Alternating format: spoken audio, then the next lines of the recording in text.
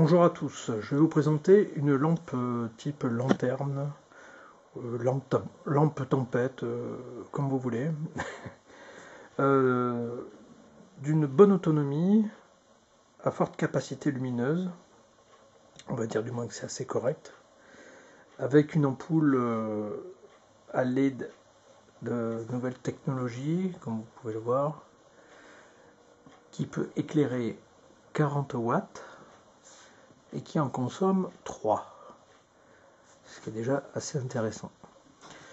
Ici un régulateur de charge solaire, et sur le côté des fiches pour connecter soit à une pompe électrique ou un panneau solaire suivant l'usage qu'on veut leur donner, un interrupteur, un deuxième interrupteur pour une autre application, je vais vous montrer. Donc vous voyez, concept très simple, une petite boîte en bois, ce qui est très mimi, un tube en plexiglas, des fermetures de tuyaux PVC, le tout est vissé, non collé.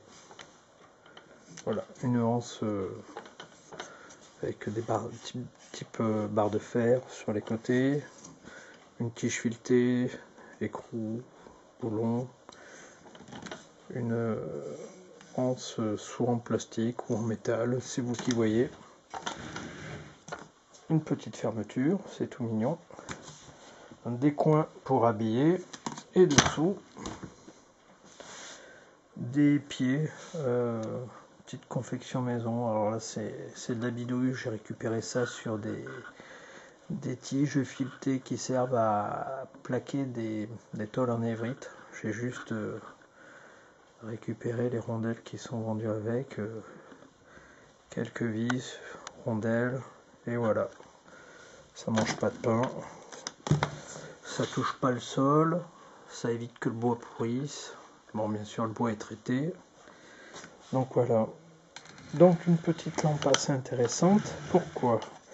Parce que dans le commerce, toutes les lampes lanternes de camping ou autre, tout ça, souvent n'éclairent pas grand chose. Après il faut aller vers la lampe torche, quelque chose comme ça, mais qui n'a pas une autonomie extraordinaire. Celle-ci a une autonomie d'à peu près 15 heures. Personnellement, je suis allé plus loin, mais les chiffres voudraient que ce soit environ 16 heures, plus précisément. Étant donné que nous avons une batterie type modélisme à l'intérieur, batterie au gel, comme ceci, donc une puissance de 6 ampères,6 sous 12 volts, ce qui nous fait 72 watts de puissance. Le régulateur de charge pouvant exploiter à peu près ces 2/3, ce qui nous ramène à 48 watts.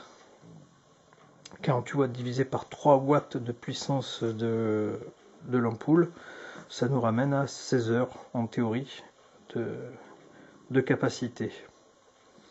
Personnellement, j'ai fait plus. Je ne suis pas arrivé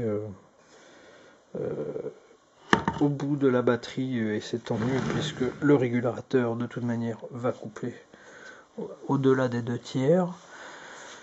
Vous voyez là par exemple, c'est allumé en orange, ça signifie que c'est de moitié, et jusque là j'en suis à plus de 10 heures là, pour le moment. Donc j'ai mis deux interrupteurs, un pour allumer la lampe, donc je vais vous faire un essai. Voilà, je vais éteindre la lumière ambiante, comme vous pouvez le constater. Voilà, c'est bien. Ça dépote, c'est vert. Moi je m'en sers pour aller bricoler le soir sous mon hangar, et ça ne me pose aucun problème. L'avantage c'est que les lampes qui sont au plafond, ça génère beaucoup d'ombre souvent, et vous ne pouvez pas les déplacer, alors que là vous ajustez en fonction de ce que vous faites, c'est nickel quoi, comme faisaient nos anciens. Donc voilà, je vais rallumer la lumière ambiante.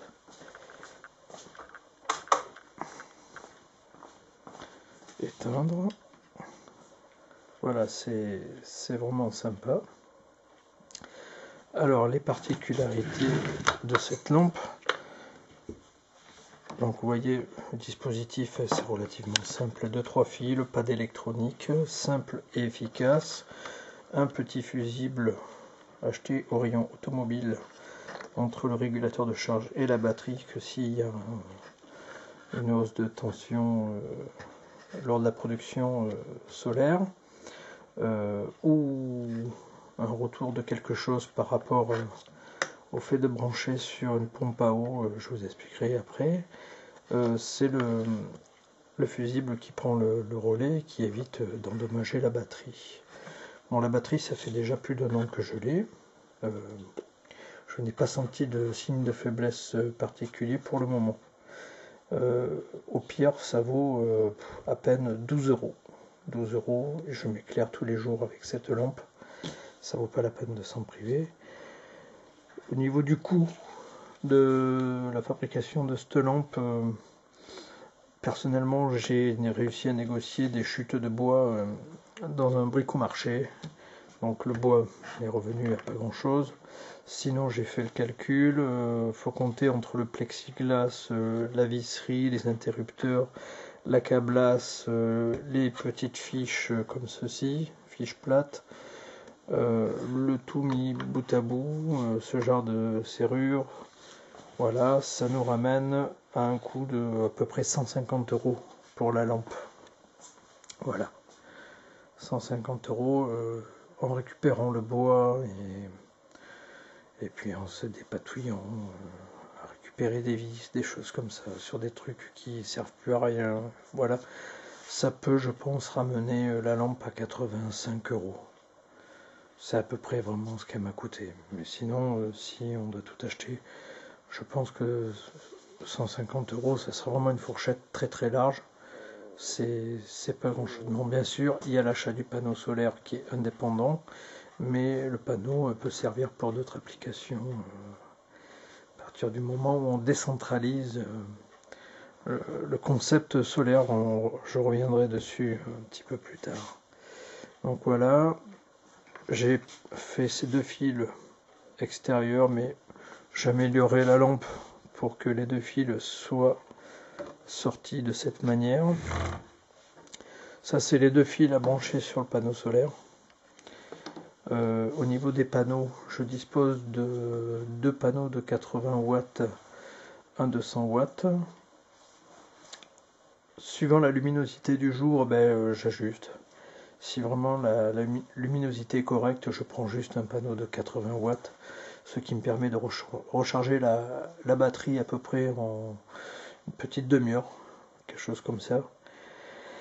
Si la luminosité est moyenne, je vais prendre le panneau de 100 watts, et si c'est vraiment une journée grisâtre, je vais jumeler deux panneaux de 80 watts que je vais monter donc en parallèle pour pouvoir rester en 12 volts. Et là, je vais recharger peut-être sur une heure, ce qui reste assez correct. Donc pour le moment, nous disposons de deux lampes.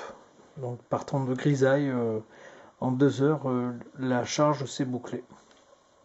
Je me sers de cette petite lampe également pour alimenter une petite pompe électrique, une pompe à eau de 54 watts de puissance, 54 watts heure, donc que je branche sur ces deux petits dispositifs. On se sert de cette pompe soit pour aller à la fontaine du coin pour remplir notre remorque tonne à eau, pour les chevaux, pour d'autres applications.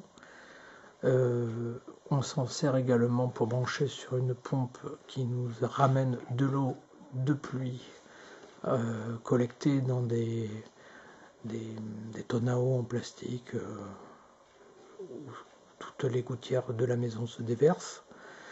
On se sert de cette eau pour faire la douche, pour d'autres applications. Voilà. Un truc tout bête et efficace.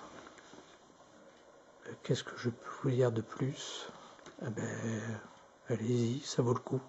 ça vaut le coup. Et nous pensons concevoir à peu près 4, ce qui nous permettrait de subvenir à nos besoins d'éclairage intérieur. Et pourquoi pas, dans un temps futur, couper le cordon avec EDF. Voilà. Je vous dis à plus tard. N'hésitez pas à aller sur notre blog. Merci.